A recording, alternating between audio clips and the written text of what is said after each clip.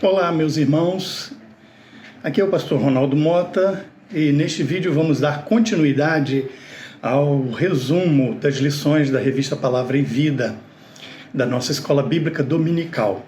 Hoje vamos ver a carta a Tito e o título desta lição de hoje é Ponha em Ordem. Tito era um cristão gentio, ainda jovem, que se converteu provavelmente pelo ministério do apóstolo Paulo. Temos poucas informações sobre ele. Ele não é mencionado no livro de Atos dos Apóstolos, mas é referido 9 vezes em 2 Coríntios e também mencionado na carta aos Gálatas. Ele participou da viagem missionária junto com Paulo e Barnabé. Quando Paulo estava em Éfeso, em sua terceira viagem missionária, ele recebeu informações da igreja de Corinto e foi Tito quem levou a carta corretiva, aquela carta que adverte a igreja ali em Corinto. Ele acompanhou Paulo em Creta e ali ficou para confirmar a estruturação da igreja. Quando Paulo escreve a sua carta, a situação da igreja ali em Creta, ou melhor, das igrejas, porque Creta era uma ilha muito grande, com várias comunidades, e a situação da igreja ali naquelas comunidades ainda era muito difícil, e a igreja precisava de organização. Então nós vamos ver aqui algumas lições preciosas desta carta, escrita com muito amor, de um mentor para o seu discípulo chamado Tito. O primeiro aspecto que vamos ver aqui é que Tito precisava complementar ou completar a organização da igreja. E o texto que está baseado estas palavras está no capítulo 1, dos versos de 5 a 9. Como eu já disse, Creta é uma grande ilha do mar Mediterrâneo com várias cidades, e quando Tito foi convocado para servir ali, ele deveria realizar primeiramente um trabalho de unificação dos irmãos ali, daqueles crentes, de tal forma que colocasse em ordem as coisas restantes. É isso que diz o verso de número 5, referindo-se especificamente à organização das igrejas ali na ilha de Creta. Para que isso acontecesse, ele precisava preparar e ordenar quem? Os líderes, os pastores, para cada uma daquelas comunidades. Assim como Paulo orientou Timóteo, também a Tito, Paulo encaminha as qualidades necessárias para alguém ocupar aqueles cargos tão especiais como despenseiros da graça de Deus. Eles deveriam ser irrepreensíveis, marido de uma só mulher, que tenham filhos crentes, que não fossem acusados de nenhuma dissolução e nem insubordinados. Mas ele apresenta também algumas atitudes negativas que não deveriam ser encontradas nesses líderes, como não arrogante, não irascível, não dado ao vinho, nem violento, nem cobiçoso de torpe ganância. E pelo contrário, eles deveriam ser hospitaleiros, amigos do bem, sóbrios, justos, piedosos, que tivessem domínios de si mesmos e apegados à palavra fiel. Segundo aspecto desta lição que você vai ver é que o apóstolo orienta Tito a confrontar as heresias. Esse era um tema, não é, das cartas pastorais, fundamental, esse tema de combate às novidades que se apresentam no dia a dia da igreja. As congregações da ilha de Creta mal tiveram tempo de se organizar e já estavam enfrentando ataques. Esses ataques vinham de fora e às vezes dentro da própria igreja, de alguns membros da igreja. Ele chama a atenção de Tito, portanto, porque existem muitos insubordinados, diz ele no capítulo 1, verso 10. E por causa disso é urgente nomear líderes com o caráter que ele descreveu anteriormente. A expressão insubordinados demonstra atitude de desrespeito à autoridade da igreja e da palavra de Deus. Como faladores frívolos, dá a entender que essas pessoas usavam de linguagem para impressionar os demais, mas sem nenhum conteúdo de veracidade e, como consequência, eram enganadores. Quando ele fala especialmente os da circuncisão, fica claro que eram cristãos que ainda se deixavam levar pela influência judaica. Paulo sabia que não tinha tempo a perder com essas pessoas, por isso orienta a Tito de tal forma que Tito pudesse fazê-los calar, tapar a boca, como colocando uma mordaça e não simplesmente colocando um freio, porque precisava de uma atitude extrema, pois tais heresias transtornavam casas inteiras, diz Paulo, ensinando o que não convinham. O motivo de tal atitude é que eles faziam isso por torpe ganância, a fim de obter lucros sórdidos e não o desejo de servir unicamente a Deus.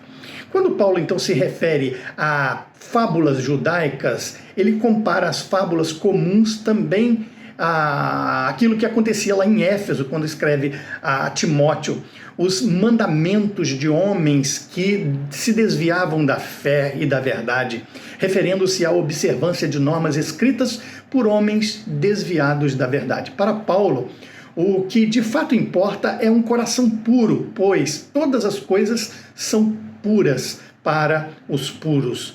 Está no capítulo 1, versículo de número 15.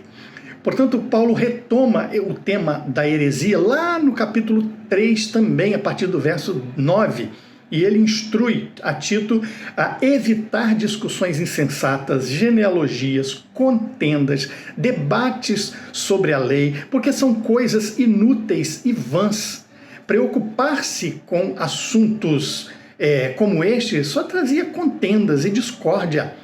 E ele continua dizendo que ao homem herege, depois de uma e outra admoestação, Tito deveria evitá-lo, sabendo que esse tal está pervertido e pecando, estando já em si mesmo condenado. O conselho é para que Tito, portanto, não seja precipitado, mas depois de advertir uma e outra vez, deveria então evitar todas essas pessoas que tinham intenções facciosas e de prosseguir desunindo assim a igreja.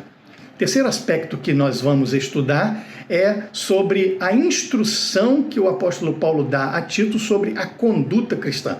Está no capítulo 2, a partir do versículo 1 até o capítulo 3, verso 8.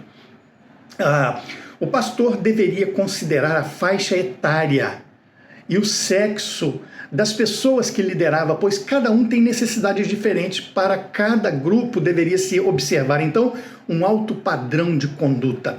O que está em jogo aqui nas orientações de Paulo a Tito é a boa reputação da igreja e o crescimento do evangelho num ambiente imoral como naqueles dias. O que dizemos hoje também? A igreja está inserida neste mundo mau.